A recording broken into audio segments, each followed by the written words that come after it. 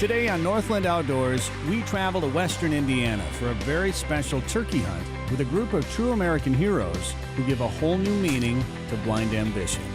My heart's beating a little bit. I'm getting anxious because he kept telling me he's coming, but I couldn't see him.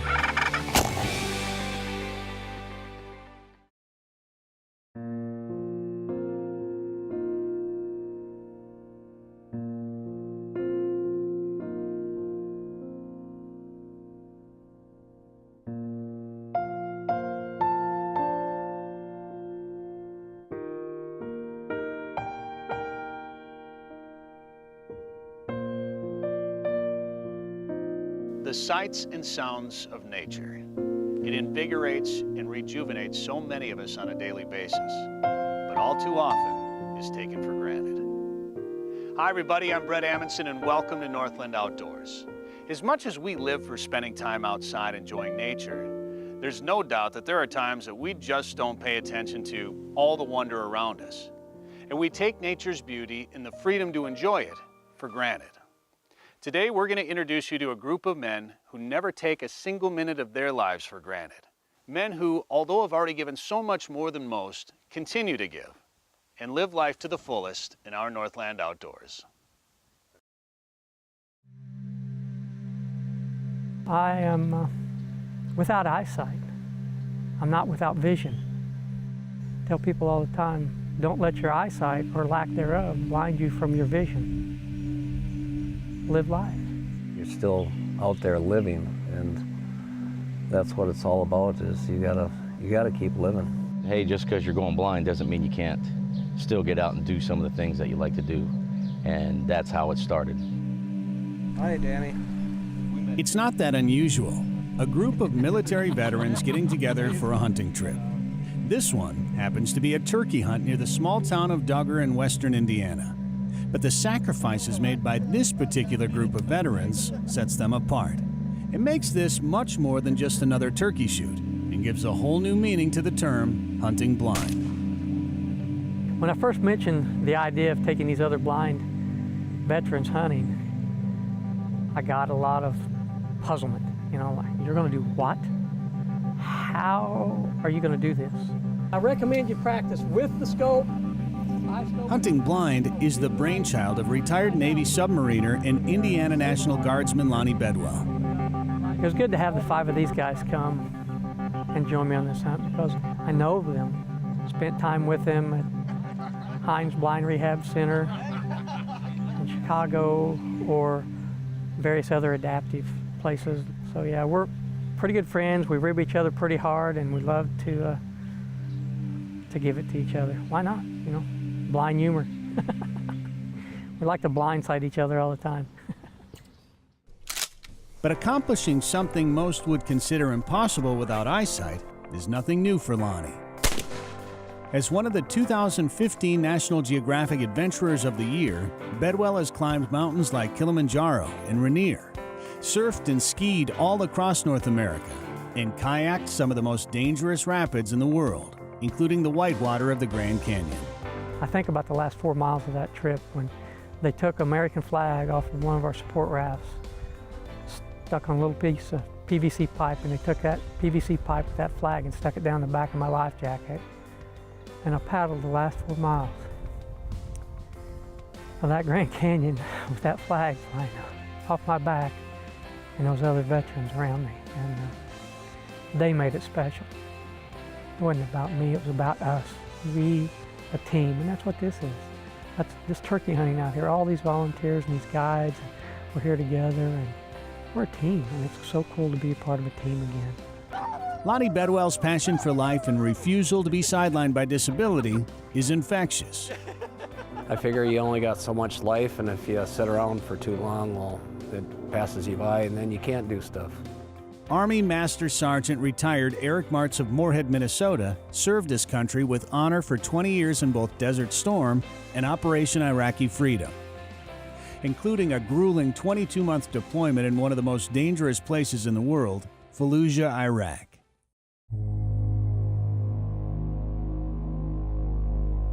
It was here he suffered the wound that would eventually lead to complete and permanent blindness. went out and hunted bad guys, I guess. Very bad area of Iraq. Saving the world, one IED at a time. Yeah. It started from a IED blast that I received. They didn't get me. They got me, but I'm not dead. I guess I didn't realize I was hurt, but the blast concussion gave me a traumatic brain injury, and parts of my brain were swelling, and it ended up costing my eyesight in the long run.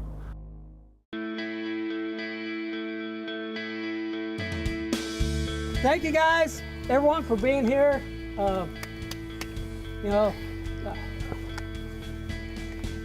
Sure, now you're speechless. Yeah, Way to go. No, but I want to thank all the guides, the volunteers, everybody for coming. These guys here are all special. 6 veterans who have made incredible sacrifices for all of us. None of them ready to stop living life to the fullest. It's what brought them all here to chase the wild turkeys of western Indiana. But the question still remains, how does a blind or mostly blind hunter shoot a turkey? We'll show you when Northland Outdoors returns. Oh.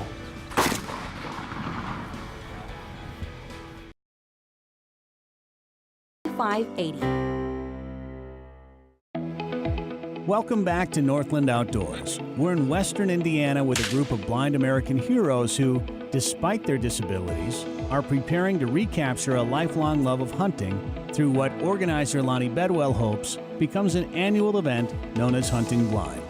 I guess we're going to get a chance to check out our weaponry and use a eye scope. I've never used one before, so I'm going to check it out. Without their own eyes, our veteran hunters will rely on a spotter's eyes to make sure they're on target. A new technology known as the eye scope makes that possible.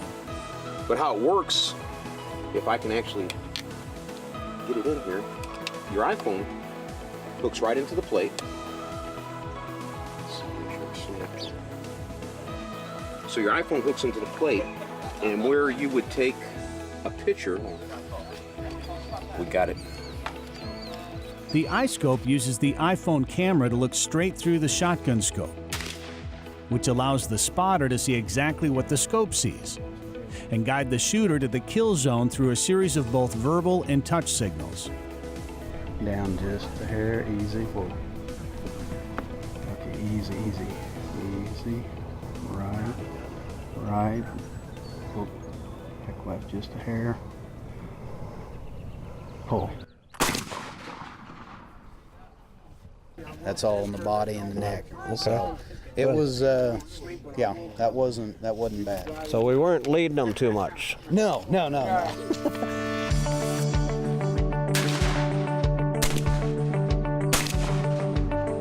In doing trips like this, like I mentioned before, it's a chance to get out there, but it's more than that. All the time in between the hunt, you know, going to and from, and the evenings, you get a chance to reconnect with other soldiers, Marine, airmen, sailors that have gone through exactly what you've already gone through, but we're all at different levels in life, and we kind of feed back and forth on each of that and help each other through things. It's so much benefit. And the other thing is you get past that idea of inserting your thumb and curling up in the fetal position and calling it a day. I mean, you're still out there living. Well, we've got 4 for 4 on the targets, and we've been working out our communications through Scott and I, and with the help of this eye scope, we're gonna get ourselves some turkey tomorrow. There you go, man. Being blind has afforded me the opportunity to see the best side of humanity, to see how many people out there truly care and want to make a difference. Kindness that's out there. Even though the world or the media wants to show us all the bad stuff, there truly is more good out there than there is bad. Top of the head, back of the eye, and the throat, all down the neck. Okay. Yeah. We good? I think we're good, man. All right.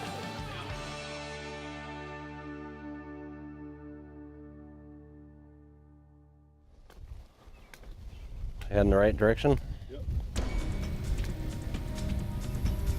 It's opening morning of hunting blind, and Eric Marts, along with spotter Scott and guide, are headed into the field to try to find a western Indiana turkey. They already be down, I don't know. They should be flying down right now, so. Is it best to bring my cane or just hold on to you? How me and Lonnie done at the time when we went, is he brought his cane and I held the cane and I held the cane and kind of led the way. If you trust us in that. Hey, you know what though? What's that? I survived Fallujah, Iraq by trusting others, my men, so. You've got to, I'm with you guys, man. All right, good. So the team heads out for the short walk to the edge of a large, open field where they hope to decoy and call into range a lovesick tom. But an unwelcome rain may put a serious damper on opening morning. Pretty miserable weather. It's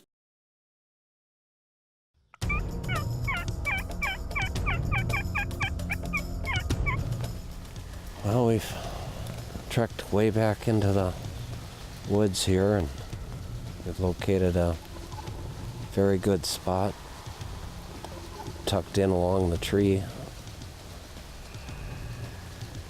The weather is not quite cooperating. We got some rain coming down.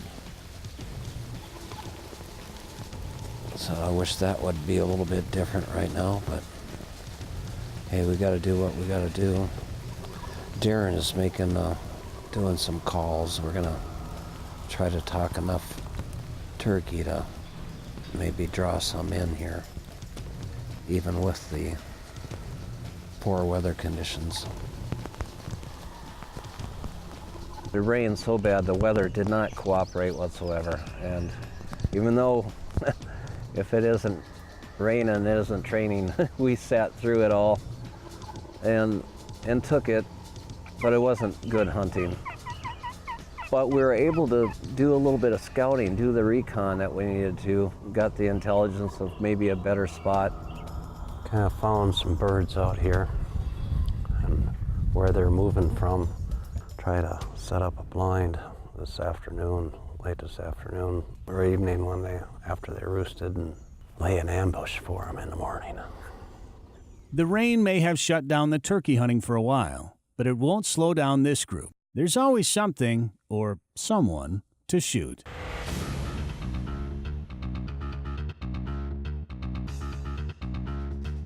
We're getting ready to play blind paintball. A bunch of blind vets getting ready to go out here and go postal on each other.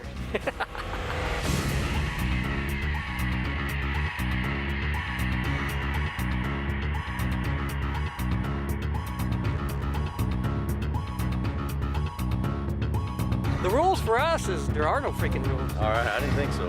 Are you ready? Begin.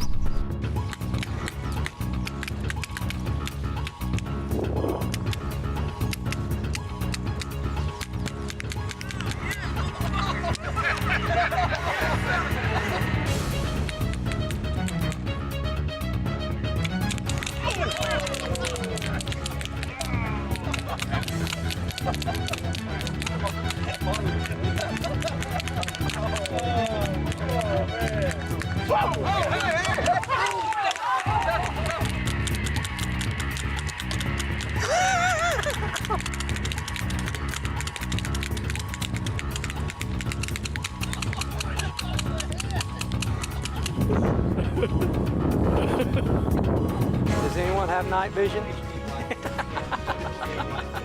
Because I need it. Yeehaw. I'll play all day, man. I enjoyed that. With the war over, it's time to return to the battle with the turkeys.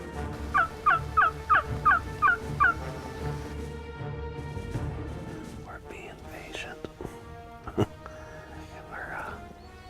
We had heard some gobbles, got visited by a deer, came out of the wood line. And but I guess, yeah, that's about what's going on. I just gotta be patient and let the opportunity present itself. But we're gonna be ready when that happens.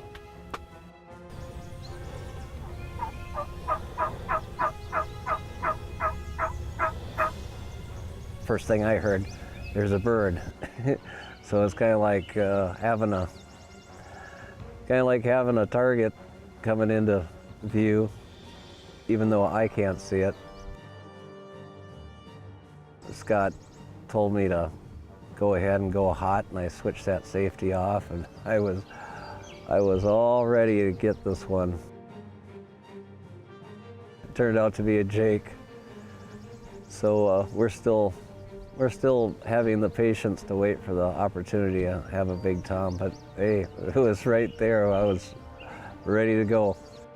When Northland Outdoors returns, the hunting blind continues, and the Indiana toms begin to fall. Dead bird! Woo! It's 3 windows in one. In the woods and farmland of western Indiana, 6 blind American veterans are doing what many would think impossible: hunting wild turkeys. And in the process, having the time of their lives. The night before was the first night that we all got together. And of course, I had to indulge myself in a little too much liquid spirits. So the morning around 5 a.m., you know, they came and tried to wake me up, and I wasn't going anywhere.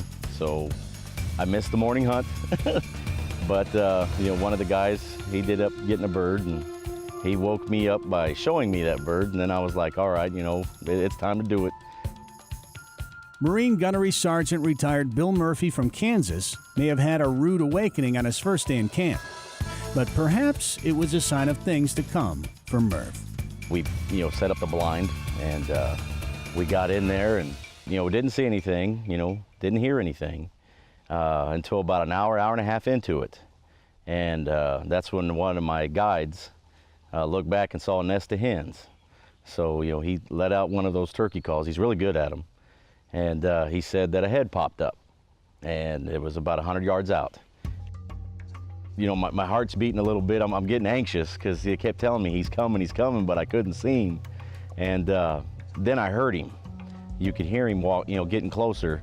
So then I really started getting excited, and you know, I've never been turkey hunting before. So when he finally came into view, you know, it was like heart pounding. You know, it was like, okay, I don't want to breathe too hard because I want to make sure I can pull the trigger. And right before the shot, it was like, all right, quick breath. Easy squeeze. Dead bird! Woo! Damn, baby! Woo!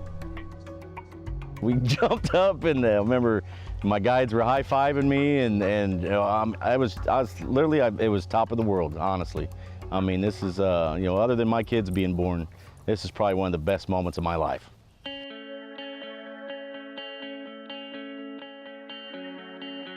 I love coming to events like this. One, because you're around other veterans who, you know, chewed some of the same dirt that you chewed. And, you know, they know the experience, and for us, it's a lot easier to talk about, you know, stuff over there because of, you know, being around guys that have done the same thing.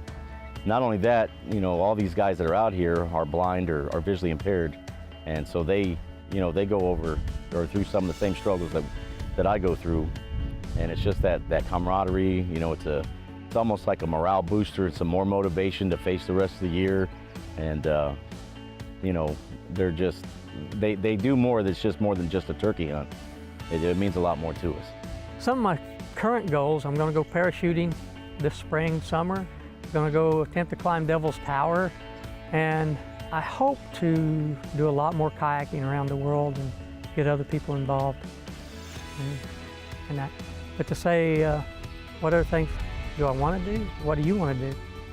Let's do it. Lonnie and I, we talk to each other on the phone all the time, along with Murph and Hightower. And so any chance we can get hooked up together, we will, because We have way too much fun, more fun than we're probably allowed to have. But The turkeys of Western Indiana took a beating during this week at the hands of 6 true patriots. Veterans who have sacrificed the ability to see for the country they love. But this week was about living life to the fullest, and that's exactly what they did. And in the end, most of them got a crack at an Indiana Tom, including Master Sergeant Eric Marts, who, after our cameras were gone, was ready when the opportunity presented itself.